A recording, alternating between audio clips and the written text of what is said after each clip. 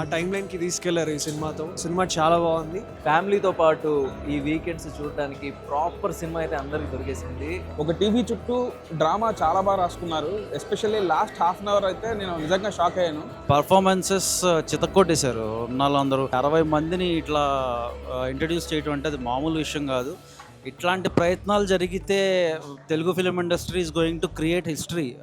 ఇదైతే మనం రాసి పెట్టుకోవాలి.